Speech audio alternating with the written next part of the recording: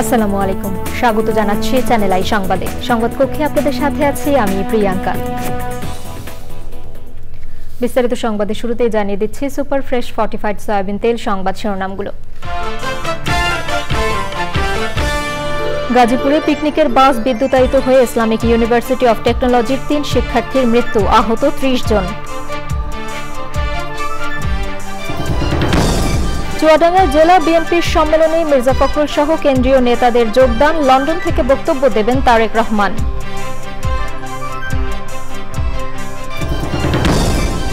Battery চালিত যানবাহনের নিবন্ধন ও রুট পারমিট সহ ৭ দফা দাবিতে অটোরিকশা চালকদের বিক্ষোভ, ৩০ নভেম্বর সারা দেশে সমাবেশের ঘোষণা। দেশে ১০০টি নয় অর্থনৈতিক অঞ্চল হবে হাতে গোনা কয়েকটি, অধিগ্রহণ করা জমিতে সোলার পাওয়ার প্ল্যান্ট নির্মাণের পরিকল্পনা।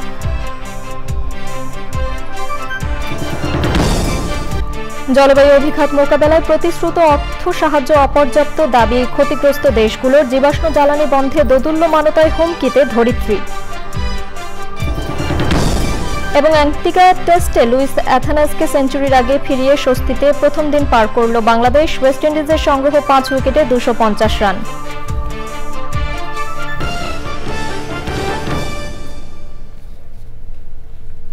সংবাদ শিরোনামগুলো জানাচ্ছিলাম। এখনকার সংবাদ আয়োজন একই সঙ্গে চ্যানেল আই এর ইউটিউব চ্যানেলে এবং চ্যানেল আই এর ওটিটি প্ল্যাটফর্ম আই স্ক্রিনে লাইভ স্ট্রিম হচ্ছে। যাচ্ছে বিস্তারিত সংবাদে। গাজীপুরের শ্রীপুরে পিকনিকের বাস বিদ্যুতায়িত হয়ে ৩ বিশ্ববিদ্যালয় শিক্ষার্থীর মৃত্যু হয়েছে, আহত হয়েছেন কমপক্ষে ৩০ জন। উপজেলার তেলিহাটি ইউনিয়নের উদয়খালী গ্রামে ওই দুর্ঘটনা ঘটে। ময়মনসিংহ মেডিকেল কলেজ হাসপাতালে চিকিৎসা দেওয়া হচ্ছে তাদের। ফজলুল হক মোরলের পাঠানো তথ্য, মাসুদ পারভেজের ভিডিও চিত্রে রাজীব আহমেদের রিপোর্ট। গাজীপুর মহানগরের বোর্ডবাজার এলাকায় ইসলামিক ইউনিভার্সিটি অব টেকনোলজির কেমিক্যাল ইঞ্জিনিয়ারিং ডিপার্টমেন্টের প্রায় ৪৬০ জন শিক্ষার্থী বিআরটিসি দোতলা বাসে করে শ্রীপুরের তেলিহাটি ইউনিয়নের উত্তর পোলাইত গ্রামের মাটিমায়া ইকো রিসোর্টে যাচ্ছিলেন। পুলিশ জানায় দোতলা বাসটি সকাল 10:30টার দিকে উদয়খালী বাজারে পৌঁছলে রাস্তায় পল্লী বিদ্যুতের তারে লেগে যায়। আমরা এখানে এসে আহতদের কাউকে পাইনি, আমরা বিভিন্ন মেডিকেল আগে চলে গিয়েছে। তো আমরা তাদের যে কর্তৃপক্ষ আছে তাদের সাথে কথা বললে আমি নিশ্চিত হতে পারবো যে আসলে কতজন মারা গিয়েছেন আর কি। আর যেটা বলেছেন যে ডবল টিকার বাস, এটা আসলে আমাদের থানাকে অবগত করে নাই, তারা তাদের মতো করে আসলে প্ল্যান করে আসছিল। আসলে ফেদার রোডে এরকম ডবল টিকার বাস আসলে ঠিক না, তারা কীভাবে আসছে আমরা জানি না। এতে বাসটি বিদ্যুতায়িত হয়ে ঘটনাস্থলেই মোজাম্মেল হোসেন নাইম ও মুস্তাকিম রহমান মাহিনের মৃত্যু হয়।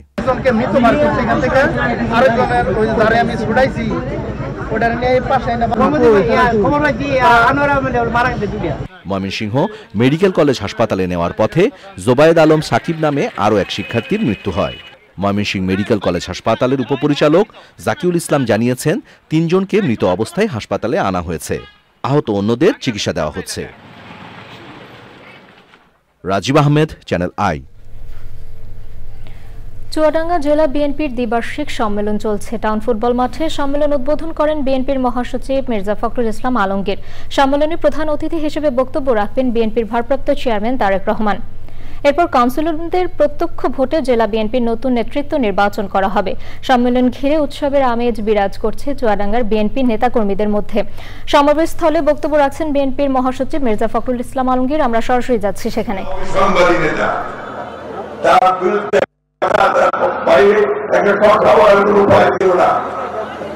এবং ভয়াবহ বাহিনী সেদিন সমস্ত বাংলাদেশকে সমস্ত ধ্বংস করে দিচ্ছে।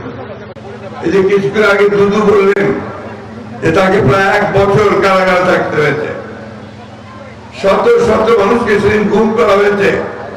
শুধু কুষ্টিয়া চুয়াডাঙ্গা এলাকাতে ১,০০০ লোককে হত্যা করা হয়েছে, গুম করা হয়েছে। সারা বাংলাদেশে ৩০,০০০-এর উপরও তরুণ কিশোরকে সেদিন হত্যা করা হয়েছে, শুধু বিরুদ্ধে করা হয়েছে। এবং রক্ষী বাহিনী নামে একটা নতুন বাহিনী তৈরি করা হয়েছিল। আমি চেয়ারম্যান সরকারকে অনুমতি দিব এই কথাগুলো বলা প্রয়োজন। আমরা ভুলে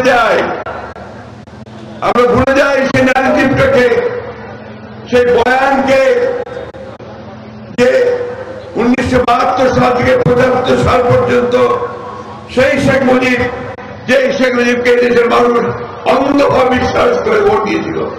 সেই শেখ মুজিব এই বাংলাদেশে প্রথম ফ্যাসিবাদের অবধারণা করেন। কথা বলার কোন উপায় ছিল না, মুজিব বাহিনী তৈরি করা হয়েছিল। আমি কথা ইচ্ছি করেই বলছি, আজকে বলার প্রয়োজন আছে, কারণ এই এলাকার মানুষ ভুক্তভোগী মানুষ।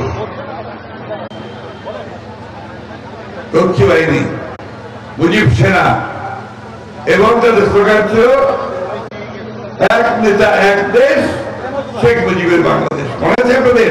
অনেকে যারা মুরব্বী আছে তাদের মনে আছে। বন্ধুগণ, সেই দিন আমাদেরকে ভয়াবহ পরিস্থিতির সম্মুখীন হতে হয়। ঢাকা মহানগরে ব্যাটারি চালিত অটোরিকশা চলাচলের দাবি এক সপ্তাহের মধ্যে আদায় না হলে 30 নভেম্বর সারা দেশে সমাবেশ করার ঘোষণা দিয়েছেন অটোরিকশা চালকরা। 7 দফা দাবি তুলে ধরে তারা বলেন, উচ্চ আদালতের দেয়া নির্দেশ পুনর্বিবেচনা বা প্রত্যাহার করতে হবে। শাকির আদনানের রিপোর্ট। ঢাকা মহানগর এলাকায় ব্যাটারি চালিত অটোরিকশা চলাচল বন্ধে হাইকোর্ট নির্দেশ দেওয়ার পর থেকেই আন্দোলন করছেন অটোরিকশা চালকরা। সরকার দৃষ্টি আকর্ষণ করবে। আন্দোলনের অংশ হিসেবে জাতীয় প্রেস ক্লাবের সামনে রিকশা, ব্যাটারি রিকশা, ভ্যান ও ইজি বাইক সংগ্রাম পরিষদের ব্যানারে বিক্ষোভ সমাবেশ। কর্মবিমুখ করার চেষ্টা করতেছে। কর্মসূচি থেকে 7 দফা দাবি জানান অটোরিকশা চালকরা।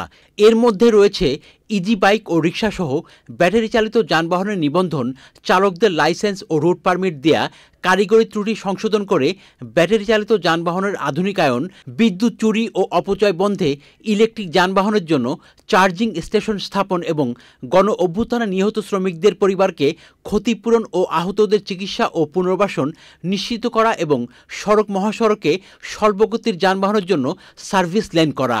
ঢাকা সহ সারা দেশে ব্যাটারি রিকশা ও ইজি বাইক জব্দ করা বন্ধ করো। জব্দকৃত গাড়ি ও ব্যাটারি ফেরত দাও।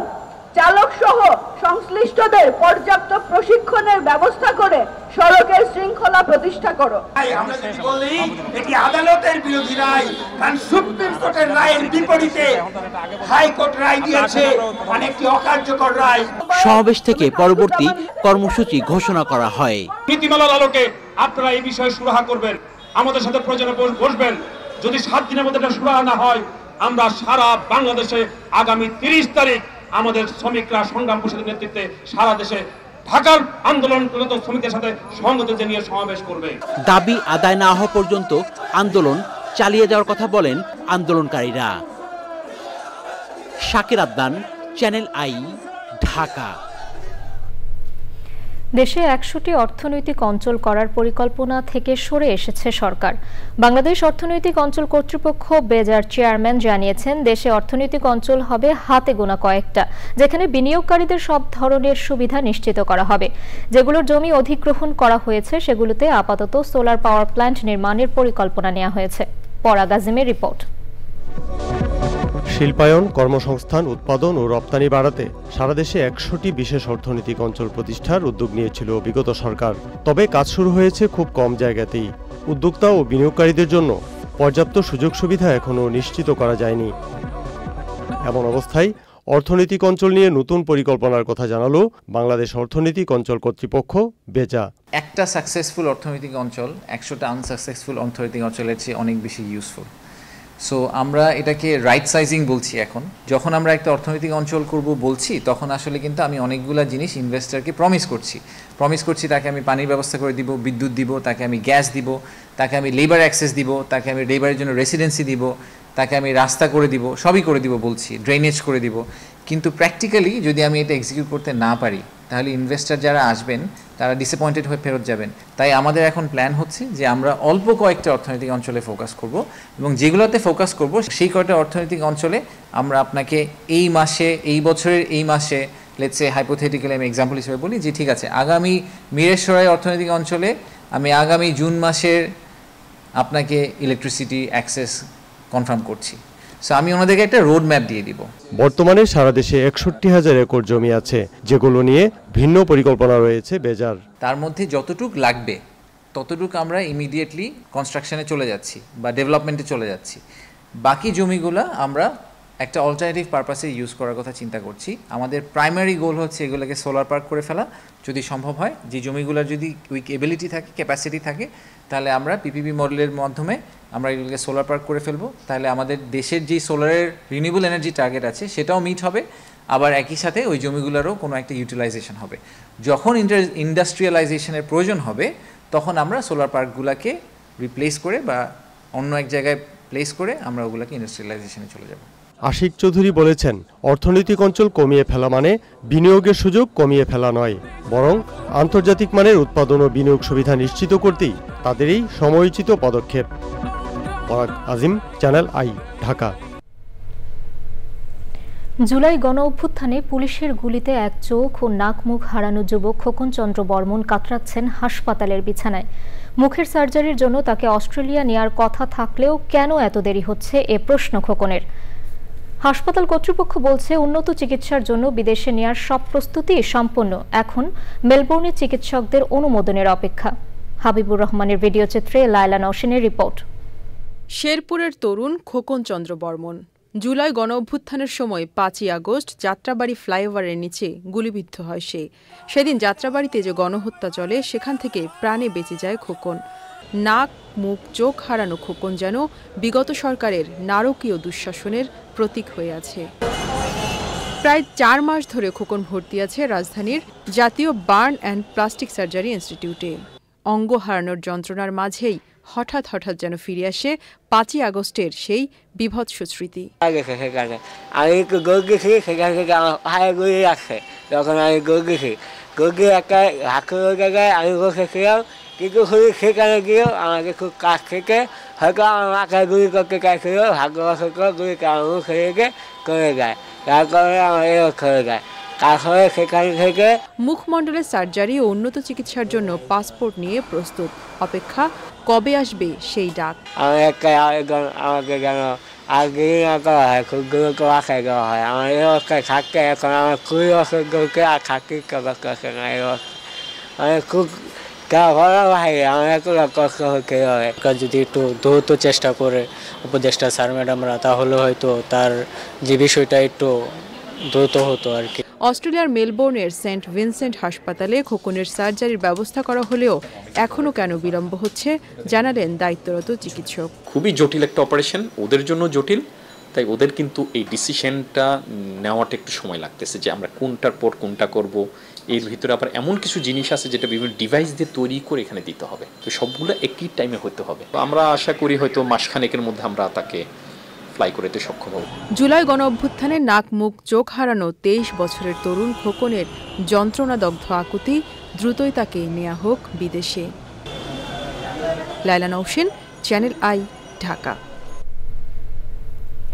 জলবায়ু অভিঘাত মোকাবেলায় উন্নয়নশীল দেশগুলোর 1.3 ট্রিলিয়ন মার্কিন ডলার চাহিদার বিপরীতে 2035 সালের মধ্যে 250 বিলিয়ন মার্কিন ডলার অর্থায়ন নিশ্চিত করার সিদ্ধান্ত এসেছে। বাকুতে জাতিসংঘ জলবায়ু সম্মেলনের শেষ মুহূর্তে প্রকাশিত খসড়ায় উঠে আসা ঘোষণাকে পর্যাপ্ত নয় বলছে ক্ষতিগ্রস্ত ও ঝুঁকিতে থাকা দেশগুলো। সরকারি এবং গ্র্যান্ট ভিত্তিক জলবায়ু অর্থায়নের আহ্বান জানিয়েছেন তারা।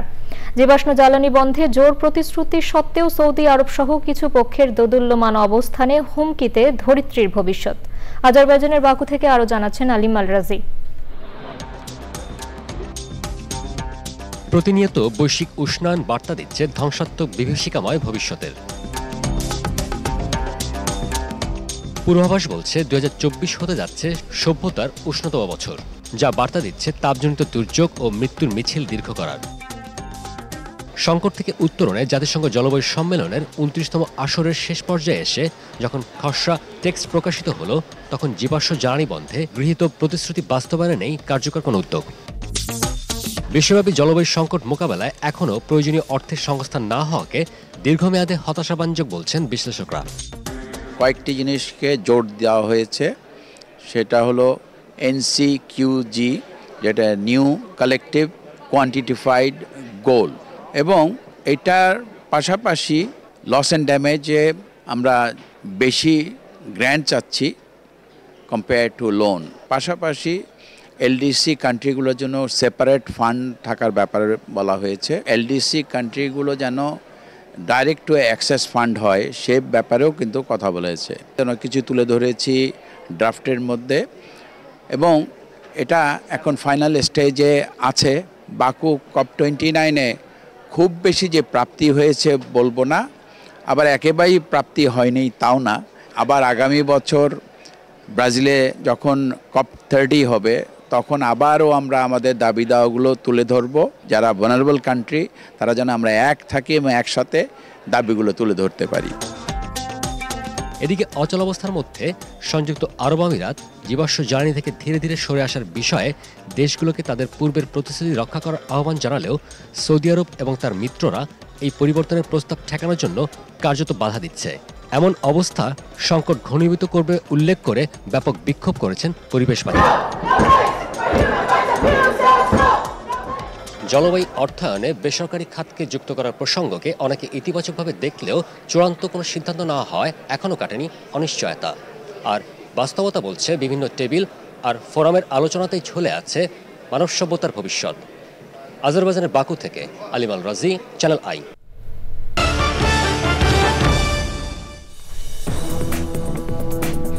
ফিরে এলাম বিরতির পর। বিএনপি সিনিয়র যুগ্ম মহাসচিব রুহুল কবির রিজভী বলেছেন, জুলাই আগস্ট ছাত্র জনতার আন্দোলনে শহীদদের আত্মত্যাগ বৃথা যেতে দেয়া হবে না। মানুষের অধিকার আদায়ে গণতান্ত্রিক রাষ্ট্র গড়ে তোলা হবে। রাজধানীর মহাখালী ওয়্যারলেস গেটে আমরা বিএনপি পরিবারের পক্ষ থেকে বৈষম্য বিরোধী ছাত্র আন্দোলনের শহীদ শিক্ষার্থী গোলাম নাফিজের পরিবারের সাথে দেখা করে অর্থ সহায়তা দেয়া হয়েছে। সেখানে রিজভী বলেন, শিশু, কিশোর, তরুণ কাউকে রেহাই দেয়নি ফ্যাসিস্ট শেখ হাসিনার সরকার। নাফিজরা বাংলাদেশকে মুক্ত বাতাস উপহার দিয়ে গেছেন। মুগ্ধ আর আবু সাইদদের স্বপ্নের বাংলাদেশ গড়ে তোলা হবে। রিজভী বলেছেন, বিএনপির ভারপ্রাপ্ত চেয়ারম্যান তারেক রহমান সবার পাশে আছেন এবং থাকবেন।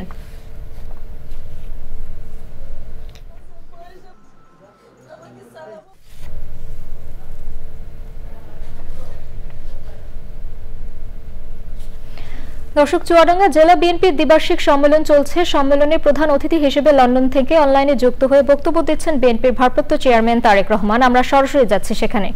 সম্মানিত মহাসচিব জনাব মির্জা ফখরুল ইসলাম আলমগীর মঞ্চে উপস্থিত, খুলনা বিভাগের বিভিন্ন জেলা থেকে আগত কেন্দ্রীয় নেতৃবৃন্দ এবং চুয়াডাঙ্গা জেলার উপস্থিত নেতৃবৃন্দ, আমার সামনে উপস্থিত সম্মানিত কাউন্সিলর বৃন্দ, আমার সহকর্মীবৃন্দ এবং উপস্থিত চুয়াডাঙ্গার বিভিন্ন পর্যায় থেকে আগত প্রিয় ভাই ও বোনেরা, আসসালামু আলাইকুম।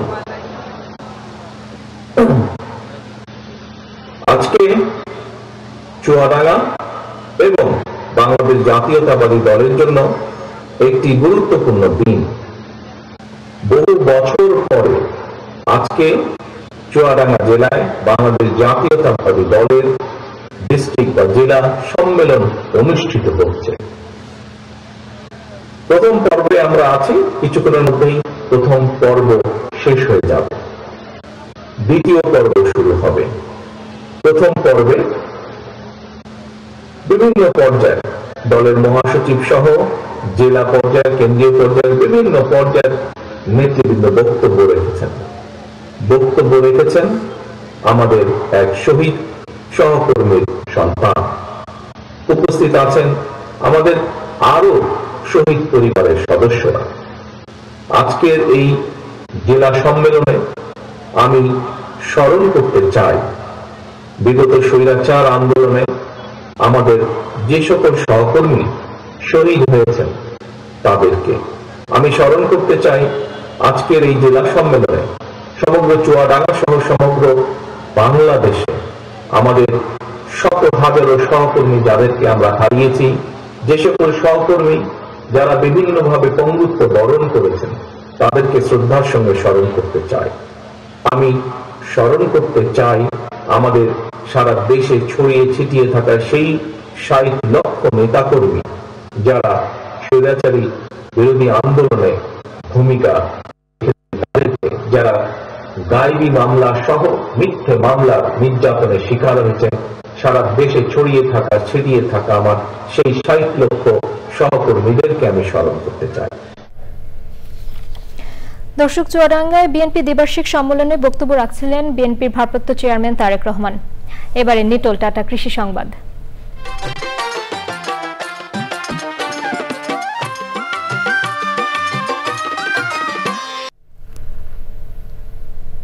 জামালপুরের চরাঞ্চলে এবার শীতকালীন সবজির ব্যাপক আবাদ হয়েছে। স্থানীয় চাহিদা মিটিয়ে বিক্রি হচ্ছে ঢাকা সহ বিভিন্ন জেলায়। তবে সার, বীজ ও শ্রমিক মজুরি বৃদ্ধি এবং সঠিক বাজার ব্যবস্থাপনা না থাকায় লোকসানে পড়তে হচ্ছে চাষিদের। এবারে প্রকৃতি সংবাদ।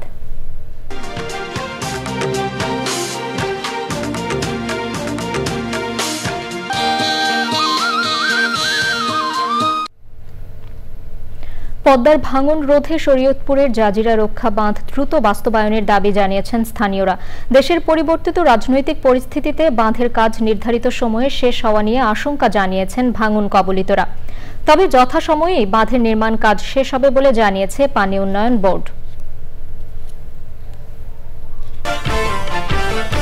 গাজীপুরে পিকনিকের বাস বিদ্যুতায়িত হয়ে ইসলামিক ইউনিভার্সিটি অফ টেকনোলজির ৩ শিক্ষার্থীর মৃত্যু, আহত ৩০ জন।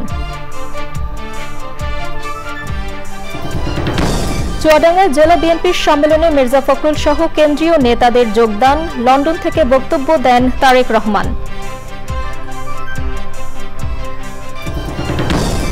ব্যাটারি চালিত যানবাহনের নিবন্ধন ও রুট পারমিট সহ ৭ দফা দাবিতে অটোরিকশা চালকদের বিক্ষোভ। ৩০ নভেম্বর সারা দেশে সমাবেশের ঘোষণা।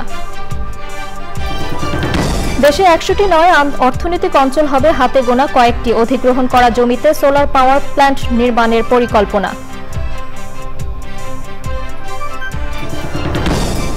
জলবায়ু অভিঘাত মোকাবেলায় প্রতিশ্রুত অর্থ সাহায্য অপর্যাপ্ত, দাবি ক্ষতিগ্রস্ত দেশগুলোর। জীবাশ্ম জ্বালানি বন্ধে দোদুল্যমানতায় হুমকিতে ধরিত্রী। এবং অ্যান্টিগা টেস্টে লুইস অ্যাথানেসকে সেঞ্চুরির আগে ফিরিয়ে স্বস্তিতে প্রথম দিন পার করল বাংলাদেশ। ওয়েস্ট ইন্ডিজের সংগ্রহ 5 উইকেটে 250 রান।